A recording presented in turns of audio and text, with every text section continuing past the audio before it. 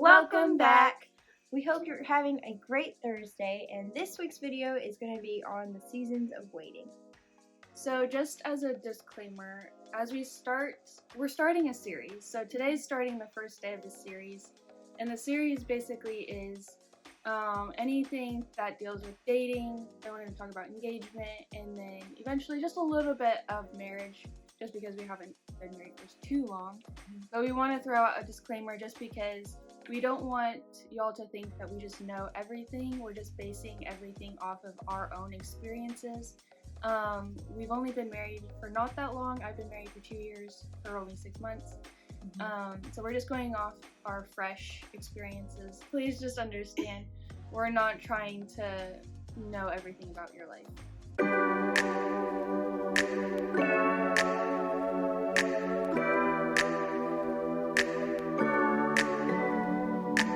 Alright, so because we're talking about seasons of waiting today, I kind of wanted to preface on what we mean by that. So seasons of waiting could literally be anything. We're talking more specifically with dating, getting engaged, things like that. So Marriage. if you're, or yeah, marriage, kind of, so. I'm sorry, I No, didn't mean to throw you off. No, you didn't. Good. But so let's say you're single right now and you're just waiting to have a boyfriend and being in a relationship. You might be in a season of waiting. Or if you are dating and you're just waiting for him to pop the question for an engagement, but you're in that season of waiting. But maybe you're also engaged and you're just waiting to find the perfect time to get married, finding the perfect date, things that'll work around everyone's schedule. There's a lot to think about when you're trying to find a wedding date and all of the things that go along with that. So seasons of waiting is what we mean in that realm. Obviously, seasons of waiting can be with anything, but today we're just prefacing the relationship parts of it. So the first point that I have with seasons of waiting, whether you're wanting a boyfriend, whether you're waiting to get engaged, or whether you're trying to find that perfect date for your wedding, is not to complain. And I say that very lightheartedly because I think it's easier said than done. I fall into that trap quite often with complaining, and I always have to correct myself because complaining is very addictive and it's wrong, and you can kind of just fall into a trap of it, and just it's hard to get out. So with no complaining, like I said, it's easier said than done. But if you have the mindset of not wanting to complain and really try to find the good points of the waiting season that you're in, just try to be thankful for where you are. And again, it's easier said than done, but if you're really focused on trying to be thankful, then you're going to find little things throughout your season of waiting to be thankful for. So maybe because you're not dating yet, you have a lot of opportunity to create a community with other girls, girlfriends, getting to go on experiences like trips. Maybe you're able to reach out into a ministry that maybe you wouldn't have been able to if you were in a relationship type stuff. So just being thankful for where you are. And obviously with waiting, let's say you are waiting for that boyfriend, that relationship that you'd love to have, just asking God for that. Obviously, God puts us in positions to lean on Him and to trust Him for, what we want in the future. And so I think within that season of waiting, just relying on God and, praying for what you do want, but in the meantime, still living your life, according to what God wants you to do. So doing what's right in the time that you're waiting. So our second point is to look for teachable moments. Sometimes, as hard as it can be, you can learn so much from just waiting or preparing for what's coming up soon. So one lesson that I've learned for the past few years is that sometimes God says no to things so He can prepare you for when it does come. So whether you want something now, let's say for instance, waiting to be engaged. So Wilson and I, just a personal story here, Wilson and I dated for 2.5 years, and we were long distance for 2 years of that. So we weren't together a ton. Well, I say that. We'd see each other during the summers, but then fall and spring we're usually apart, in winter. So we would see each other from, every few months, but we weren't together all the time. So there was a lot of just waiting and waiting and waiting. And I went back to like the first point. I complained about it all the time until I came to realization, you know what? God knows what's going to happen. He knows when the plan is going to come.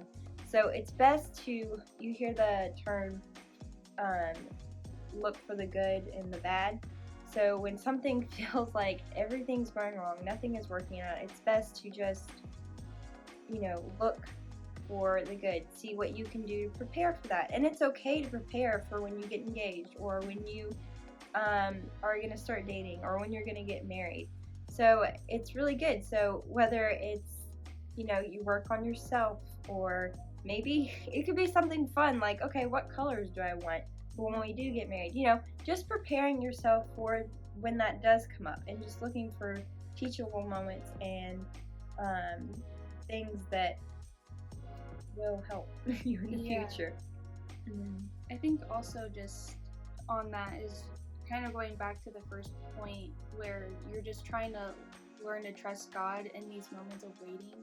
Again, it's so easy to complain and wish you had that boyfriend, or you wish that you were married or engaged. But again, just learning what God wants for you in that moment, and just learning to trust Him, and knowing that He has your best interests in mind, I think will definitely also help. Okay, so our third and final point is don't compare ourselves. Comparing yourself is the biggest trap that you can fall into. I struggle with it all the time just because, I don't know. It's so easy though, because you see someone who has something that you want, especially if it's something that you want, and then you're like, well, why don't I have that? Yeah, exactly. And especially, and you don't see that entire person's life. You're not with them every single day. I mean, even if you are, you don't see what they're thinking or going through or whatever.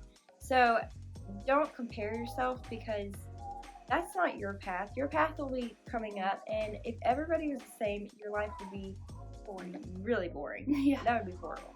And God has something different for everyone. So I don't think God just gives people something that you also want and just tortures you with you not having it. Yeah.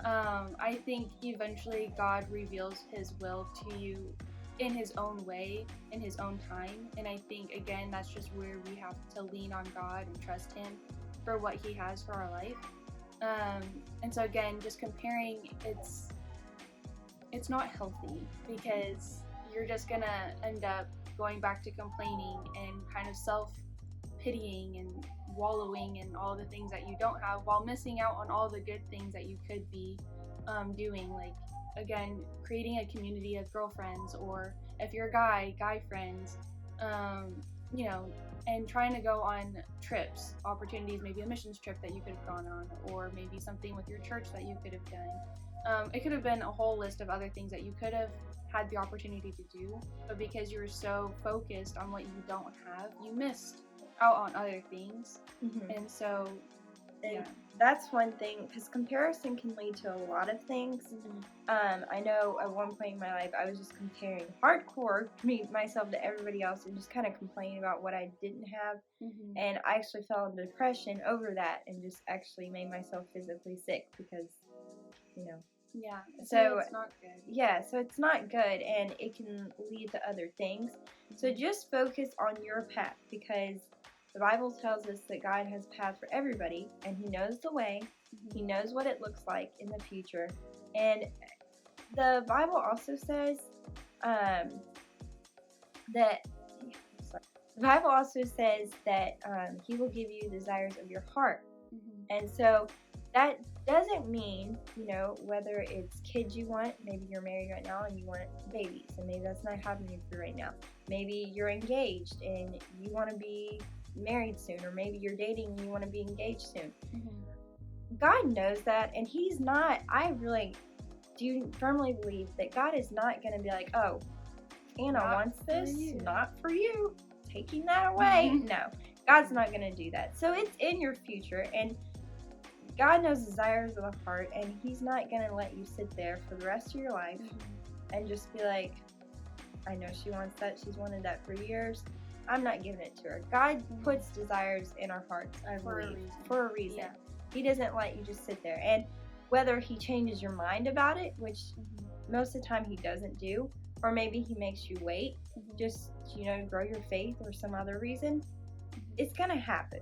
Yeah, I know for me, when I was engaged, or I was not engaged, when I was still dating and I wanted to be engaged, I kind of like Sarah would compare myself to others. Instagram is a deadly trap when it comes to that. I would see so many of my friends and family getting engaged. Oh, I'm engaged, and now I have all these pictures. Or they finally got married, and so now they're showing all of their wedding photos. Or now they're having babies, and I'm still not engaged. And I just fell into that comparison trap of like, I'm getting mad now. And so I was getting mad at Aaron because he wasn't asking me, and I was getting mad in a way at God because I wasn't being thankful for where I was in my relationship and where I was in life at that moment. And it was all just because it wasn't God's timing. Everything has its time, and for me, it just wasn't right away. So even though I waited 4.5 years to finally get engaged, when it did happen, it was the best ever. Like, the whole engagement process was hilarious. It was perfect. It was beautiful, and I couldn't have asked for a better engagement. And that was all because once I realized I needed to stop comparing myself, and once I realized I needed to just trust the process of, waiting on God and, trusting Aaron that he had also my best interest in mind. Once I finally, got over that and, got right in my heart, it got better after that, and I ended up getting what I wanted, but, you have to Alright guys, thank you so much for watching this week's video. Don't forget to like and comment and subscribe, and hit the little bell by the subscribe button so you can get a notification anytime we post a new video. Yes, and also just please comment below if you have any questions, or if you like this video. Please share your experiences if you have any, and we will see you Thursday.